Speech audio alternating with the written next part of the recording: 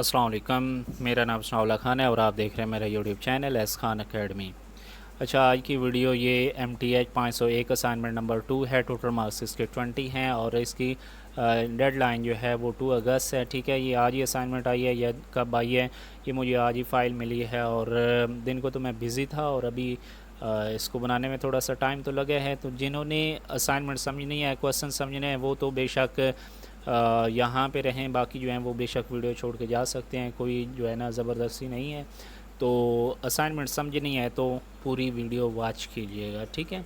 इसके rules and regulations मैं आज आपको नहीं बता रहा, कुछ एक दो बता देता हूँ कि आपने असाइनमेंट ड्यू डेट के बाद सबमिट नहीं करवानी, उससे पहले LMS पे सबमिट करवानी है, अपनी ID टॉप पे लिखनी है, ठीक है। उसके बाद बैकग्राउंड कलरफुल यूज़ नहीं करना, मैथ टाइप जो है वो यूज़ करना है आपने, और MS ऑफिस यानी वर्ड के अंदर आपने अपनी असाइनमेंट सबमिट करवानी है।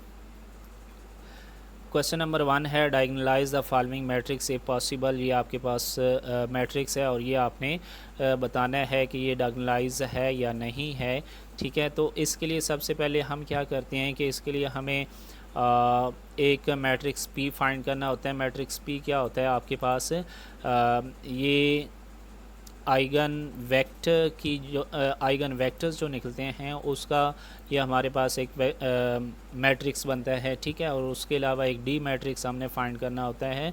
डी मैट्रिक्स कौन सा होता है, ये हमारे पास आइगन वैल्यूज़ का एक मैट्रिक्स बनता है, ठीक है। और उसके बाद हमने ये वाली जो कंडीशन है ये फुलफ़िल करवानी है। ये कंडीशन, इस कंडीशन को हम ऐसे भी लिख सकते हैं AP = PD, ठीक है। तो पहले हम फाइंड करेंगे P और D मैट्रिक्स और उसके बाद हम इसको देखेंगे कि ये वर्क करता भी है या नहीं। तो इसके 3-4 स्टेप्स हैं। स्टेप नंबर 1 में हमने क्या करना होता है कि आइगन वैल्यू इसकी हमने निकालनी होती है मैट्रिक्स A की, ठीक है। Find the eigen values of the matrix A। The characteristic equation, ये आपने पढ़ी होगी इक्वेशन के determinant of A minus lambda identity = 0। अब पहले तो मैं इस मैट्रिक्स को राइट कर लेता हूँ कि A माइनस यानी कि मैट्रिक्स A जो हमें दिया हुआ है A माइनस लैम्डा आइडेंटिटी, तो ये आपके पास ये मैट्रिक्स बनेगा। यानी कि 7 माइनस लैम्डा आइडेंटिटी को मैट्रिक्स से मल्टीप्लाई करेंगे तो क्या बनेगा, लैम्डा 0 0 फर्स्ट रो, ठीक है, और सेकंड रो 0 लैम्डा 0, और थर्ड रो हमारे पास क्या बनेगी 0 0 लैम्डा, और उसको A में से माइनस करेंगे तो ये आपके पास, यानी कि ये जो डायगनल्स हैं ये चेंज होंगे, बाकी सारी वही रहेंगी। अब इसका हम ले लेंगे डिटर्मिनेंट, और डिटर्मिनेंट = किसके रखना है, 0 के। अब डिटर्मिनेंट अगर इसका आप अपनी मर्ज़ी से भी ले सकते हैं, मतलब फ़र्स्ट रो को एक्सपेंड करते हुए मैंने उसको सॉल्व किया था लेकिन वो थोड़ा सा मज़ीद लेंथी मुझसे हो गया था और वैल्यूज़ भी ठीक नहीं आई थी, तो मैंने ये दूसरा मेथड जो है ये यूज़ किया है। मैंने क्या किया है कि कॉलम 1 में से माइनस कर दिया है कॉलम 2 को मल्टीप्लाई, यानी कि इस कॉलम में से मैंने माइनस किया है कॉलम 2 को मल्टीप्लाई करते हुए 7 माइनस लैम्डा / 4 से, ठीक है। तो करेंगे तो यहाँ पे आ जाएगा आपके पास 0 और यहाँ पे आ जाएगा माइनस लैम्डा -9 लैम्डा -3 / 4, और यहाँ पे आ जाएगा माइनस लैम्डा -3 / 2, और ये बाकी दोनों कॉलम सेम रहेंगे = 0। अब नेक्स्ट मैंने क्या किया है कि इसको मैंने, यानी कि इसकी फ़र्स्ट एंट्री 0 बनाने के लिए मैंने क्या किया है कि कॉलम 3 में से कॉलम 2 को 4 से मल्टीप्लाई करके कॉलम 3 में से माइनस कर दिया, यानी कि कॉलम 2 ये वाला है ना, इसको मैंने 4 से मल्टीप्लाई किया है, और इसको मैंने इस कॉलम में से, यानी कि इसको 4 से मल्टीप्लाई करेंगे 16 में से 16 को माइनस कर देंगे 0, इसी तरह ये मैंने कर दिया। अब ये भी 0 आ गया, ये भी 0 आ गया, ठीक है। अब हम क्या करते हैं कि इसको एक्सपेंड कर लेते हैं अलॉन्ग रो 1। मैंने आपको पहले भी कहा है कि ये आप अपनी मर्ज़ी से भी आप इसको एक्सपेंड कर सकते हैं, जैसे भी आपने लैम्डा की वैल्यूज़ निकालनी हैं, ठीक है। आपके हैंड आउट में आई थिंक नहीं निकली हुई तो आपने यहाँ पे निकालनी है, ठीक है। और उसके बाद अब यहाँ पे फर्स्ट रो, और उसके बाद ये भी कैंसिल, ये भी म्यूट हो जाएगी, इसको इससे मल्टीप्लाई करना है जो कि यहाँ पे मैंने किया है, माइनस इसको इससे मल्टीप्लाई। अगर हम देखें तो ये सारी 0 हो जाएगी क्योंकि 0 मल्टीप्लाई हो रहा है उसके बाद, ठीक है। उसके बाद यहाँ पे माइनस का साइन लगाने के बाद 4 इंटू, अब ये वाला कॉलम और ये वाली रो कैंसिल, इसको इससे मल्टीप्लाई किया ये चीज़, ठीक है। उसके बाद सेंटर में माइनस का साइन, और फिर किससे मल्टीप्लाई करना है, ये हमने ये रो गई और ये गई। अब इसको हमने इसके साथ करना है तो ये मैंने लिखा है। उसके बाद फिर लास्ट वाला जो है वो यानी कि ज़ीरो के थ्रू एक्सपेंड हो रहा है ना, तो ये भी गया, ये भी गया, इसको इससे मल्टीप्लाई करना है, इसको इससे मल्टीप्लाई करना है, इज़ इक्वल टू ज़ीरो। ठीक है। अब यहाँ पे क्या होगा कि फर्स्ट वाली टर्म भी यहाँ तक क्या हो जाएगी, ज़ीरो हो जाएगी, और लास्ट वाली टर्म भी यहाँ तक क्या हो जाएगी, ज़ीरो हो जाएगी। उसके बाद हम इसको सिंप्लीफाई करेंगे। अब यहाँ पे क्या रह गया, -4 इंटू माइनस, ठीक है, तो ये सारी चीज़ रहेगी, ये ज़ीरो भी इधर से कैंसिल, ये भी ज़ीरो कैंसिल हो गया। अब यहाँ पे हमारे पास ये -4 जो है ये जब इधर ज़ीरो पे डिवाइड होगा तो क्या हो जाएगा, ज़ीरो, ये भी कैंसिल हो गया यहाँ पे। अब इसको हम सॉल्व करते हैं। अब यहाँ पे अगर हम देखें तो ये हमारे पास, ये मैंने स्टेप वाइज किया है, थोड़ा सा लेंथी हो गया लेकिन आपको समझ आएगी। अब यहाँ पे ये माइनस था, लेकिन अगर यहाँ पे आप देखें तो ये 3 माइनस लैम्डा था। मैंने क्या किया, माइनस को कॉमन निकाल लिया। माइनस को कॉमन निकालेंगे तो ये लैम्डा -3 हो जाएगा, और वो माइनस और ये माइनस क्या हो गया, प्लस हो गया। सिमिलरली यहाँ पे ये माइनस था लेकिन यहाँ पे प्लस है, ये वाला माइनस और ये वाला माइनस क्या हो गया, प्लस हो गया। अब यहाँ पे देखें कि ये वैल्यू और ये वैल्यू सेम है तो ये इसका स्क्वायर बन जाएगी, इधर ये वैल्यू और ये वैल्यू सेम है तो इसका स्क्वायर बन जाएगी। अब दोनों में कॉमन क्या चीज़ आ रही है कि λ-3 इसका स्क्वायर, λ-3 स्क्वायर कॉमन आ गया, तो यहाँ पे रह गया λ-9 डिवाइडेड बाई 4, यहाँ पे 4 डिवाइडेड बाई कितना रह गया, 2 रह गया। अब अगर इसका एलसीएम हम ले लेते हैं, बाहर वाला तो सेम ही रहेगा, अंदर वाले का एलसीएम लेंगे तो 4 आएगा, ये वाली टर्म तो सेम आ जाएगी, प्लस ये अब 2 4 बनता है तो 8 आ जाएगा यहाँ पे। अब इसमें से माइनस करेंगे तो ये 1 आ जाएगा। अब डिनोमिनेटर में जो 4 है ये डिवाइड हो रहा है, इधर 0 से मल्टीप्लाई होगा तो 0। आपके पास जो फैक्टर बनेंगे वो ये बनेंगे।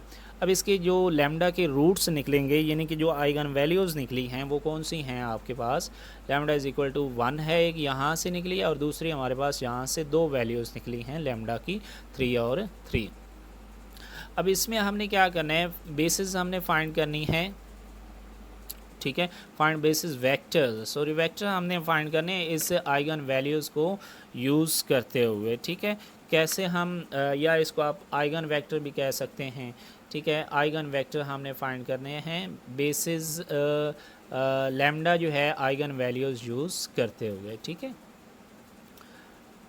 यहाँ पे मैंने लिखा है बेसिस वेक्टर, आप आइगन वेक्टर भी लिख सकते हैं। लैम्डा इज़ इक्वल टू 1 हो तो ये इक्वेशन सेटिस्फाई करवानी है। ठीक है, ये इक्वेशन ऊपर तो थी ना डिटर्मिनेंट ऑफ दिस, ठीक है, अब इसके साथ x मल्टीप्लाई, अब इसकी अगर हम मैट्रिक्स बनाएं तो वो क्या बनेगा, अब लैम्डा हम 1 रख रहे हैं तो आइडेंटिटी को 1 से मल्टीप्लाई करेंगे, आइडेंटिटी इस a में से आइडेंटिटी को माइनस करेंगे तो यहाँ पे 7 था तो 6 बन गया, यहाँ पे 5 था तो कितना बन गया, 4 बन गया, यहाँ पे कितना था आपके पास, -5 था तो -1 करेंगे तो -6 बन गया। ठीक है, और ये x की सारी वैल्यूज़ और ये 0 आ गया।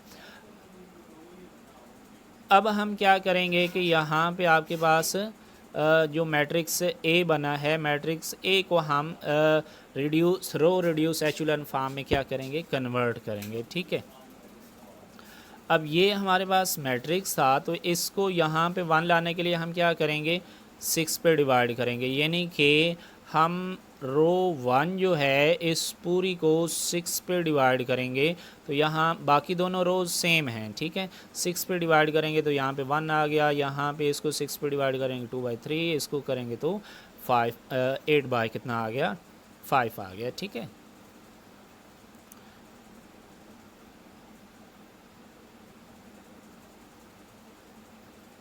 इसको अगर 8/6 पे करेंगे तो ये कितना आता है, यहाँ पे हमारे पास ये आता है 8/6 पे कर रहे हैं ना तो 8/3 आएगा, आई थिंक सो।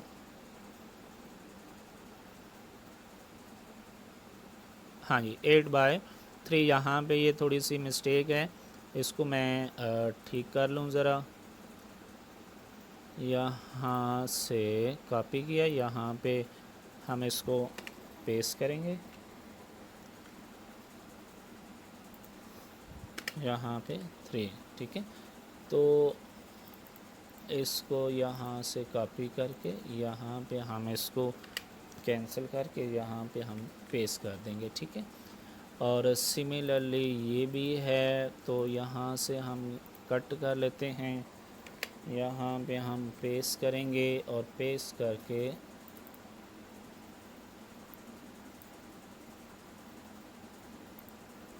यहाँ पे 3 है,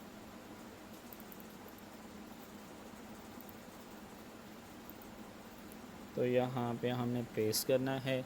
उसके बाद इसमें भी आई थिंक मिस्टेक थी, चलें साथ में मिस्टेक भी क्लियर हो गई। तो यहाँ पे पेस्ट कर लेते हैं इसको और यहाँ पे 3 है, ठीक है। तो यहाँ पे पेस्ट, ठीक है। तो ये रो ऑपरेशन करते हुए इसको मैंने रिड्यूस एचुलन फॉर्म में कन्वर्ट किया है, तो यहाँ तक ये रिड्यूस एचुलन फॉर्म में कन्वर्ट हो चुका है। अब वो जो ऊपर हमने इक्वेशन लिखी थी ये वाली, इसको रिड्यूस एचुलन फॉर्म में कन्वर्ट करके तो ये आपके पास ये बन जाएगा। अब यहाँ से अगर हम इसको सिस्टम में लिखें, सिस्टम ऑफ लीनियर इक्वेशन में, तो x1 किसके x1 + 2x3 = 0, x2 + x3 यानी कि इसको अगर मल्टीप्लाई करें आप इसके साथ तो ये आपके पास सिस्टम ऑफ लीनियर इक्वेशन बनेगा।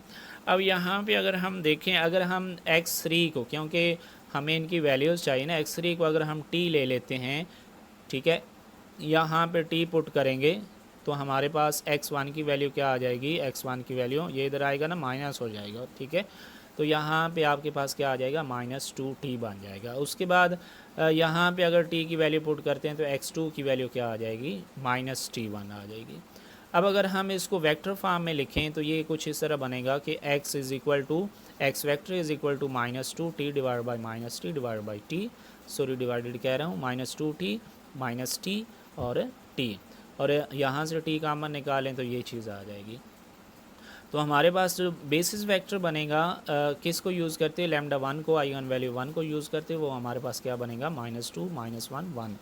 सिमिलरली हमने इसको λ3 के लिए ये मैं एक्सप्लेन नहीं कर रहा चूँकि पहले मैंने कर दिया है, तो बिल्कुल सेम इसी तरह रिड्यूस एचुलन फॉर्म में कन्वर्ट करना है। यहाँ तक रिड्यूस एचुलन फॉर्म में कन्वर्ट हो गया।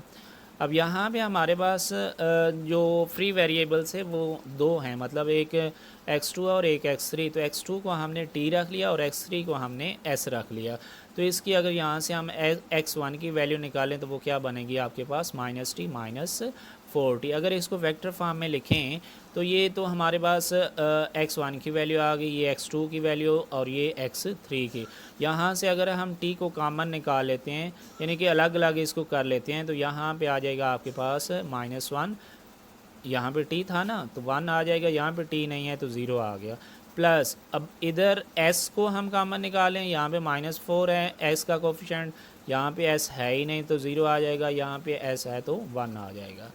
तो बेसिस वेक्टर फॉर λ3 हमारे पास कितने आ गए जी, 2v2 और v3। स्टेप 3 में आपने क्या करना है, कंप्यूट करना है, कंस्ट्रक्ट करना है आपने मैट्रिक्स भी, जिसके लिए हम ये सारा कर रहे हैं। अब ये हमारे पास v1 v2 v3 जो कि हमने वेक्टर्स बनाए हैं उससे हमने क्या एक मैट्रिक्स क्रिएट कर लिया, ठीक है। स्टेप 4 में हमने क्या करना है, स्टेप 4 में हमने डी मैट्रिक्स क्रिएट करना है। डी मैट्रिक्स कौन सा है जी, हमारे पास आइगन वैल्यूज़। अच्छा, एक और चीज़ यहाँ पे याद रखनी है कि जिस तरतीब से आपने यानी कि आइगन वेक्टर को यहाँ पे मैट्रिक्स बनाया है ना, यानी कि यहाँ पे 1 के लिए ये था, 2 के लिए ये, मतलब 3 और 3 के लिए ये 2 थे, तो हमने 1 वाला पहले रखा। तो यहाँ पे आपने आइगन वैल्यू भी फर्स्ट 1 पे, अगर आप 3 वाला पहले रखते तो यहाँ पे 3 वाला पहले रखना था, मतलब यहाँ पे 3 3 यहाँ पे 1 आना था। यहाँ पे आपने पहला 1 वाला रखा है तो 1 फिर 3 फिर 3, तो ये आपके पास। अब इसको हम देखते हैं कि क्या ये ऐसा पॉसिबल भी है या नहीं। जो ऊपर हमने कंडीशन देखी थी कि a = P D P inverse, तो मैंने कहा था कि इसको ए पी भी लिख सकते हैं।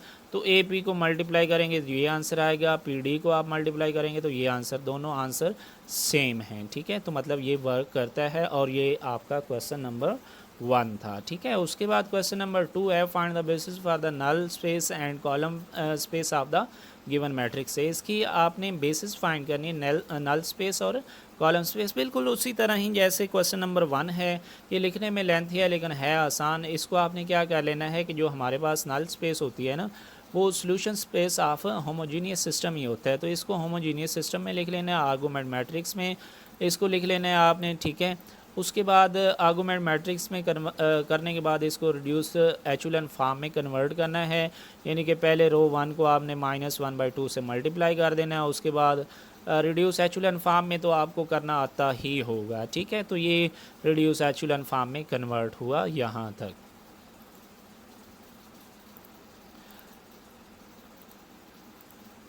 अब यहाँ पे हमारे पास इसका अगर ये रिड्यूस एचुलन फॉर्म में कन्वर्ट हुआ है तो इसके करस्पॉन्डिंग जो सिस्टम बना है, सिस्टम ऑफ लीनियर इक्वेशन, वो ये है, ठीक है। 0 = this can be written as, अब इसको मतलब x की वैल्यू अगर मैं x1 की वैल्यू निकालूँ तो ये दोनों इस तरफ आके माइनस हो जाएंगे, x2 की निकालूँ तो ये इस तरफ माइनस हो जाएंगे। मैंने फिर क्या किया है कि x3 भी आर्बिट्रेरी, जैसे वो पिछले में दिया था ना हमने एस और टी, यहाँ पे भी आप लिख सकते हो, लेकिन यहाँ पे मैंने आर्बिट्रेरी लिख दिया है, ठीक है। तो यहाँ पे आपके पास फिर x1, x2, x3, x4 की वैल्यू कैसे आएगी, यहाँ पे आपके पास क्या आ जाएगा, मतलब x3 अगर कॉमन निकालें तो इसमें x3 है, लिख दिया। इसमें x3 की वैल्यू कोफिशिएंट क्या है, -5/2, तो वो आ गया। इसमें आर्बिट्रेरी मतलब वही चीज़ जो मैंने लिखी थी कि s और t, इसमें मैंने जनरली वो x3 और x4 यूज़ कर रहा हूँ, तो यहाँ पे 1 आ जाएगा। इसमें x4 नहीं है तो वो 0 आ जाएगा। इसमें x3 नहीं है तो वो 0 आ जाएगा, बाकी दोनों की values.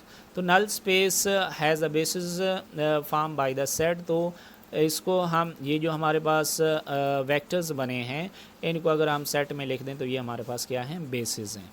Similarly basis of column space, basis of column space हमने उसी तरह वो मैट्रिक्स जो हमारे पास क्वेश्चन नंबर 2 में है उसको रिड्यूस एचुलन फॉर्म में कन्वर्ट करना है। एचुलन फॉर्म में कन्वर्ट करने के बाद अब यहाँ पे एक और चीज़ है कि हम कॉलम स्पेस जो है वो डायरेक्टली हम नहीं निकाल सकते, ठीक है। उसके लिए पहले मतलब क्योंकि हमारे पास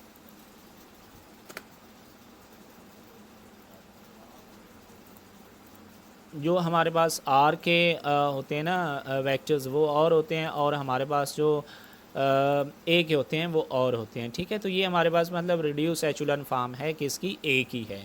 अब यहाँ पे हमारे पास एक थ्योरम है कि अगर जो आपके पास ये लीडिंग एंट्रीज 1 वाले आर के ये बन रहे हो ना, मतलब इसकी लीड, इस कॉलम की लीडिंग एंट्री कौन सी है, 1 है। इसकी कौन सी है, ये वाली 1 है।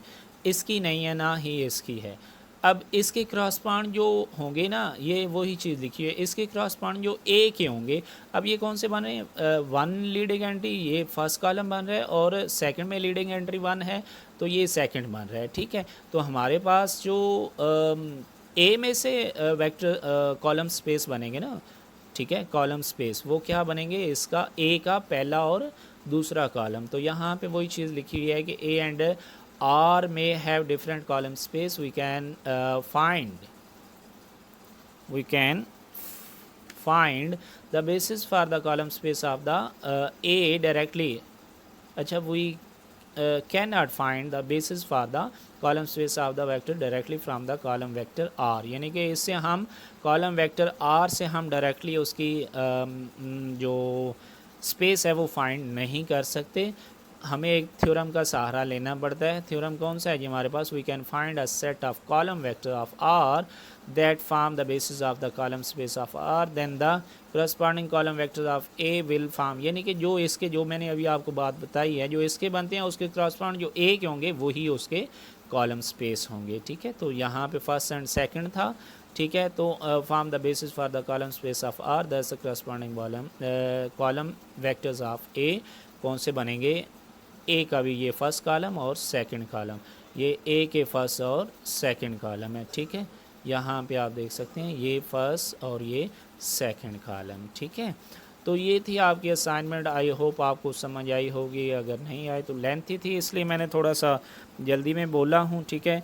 आई होप आपको समझ आई होगी। Thanks so much for watching, अल्लाह हाफिज़।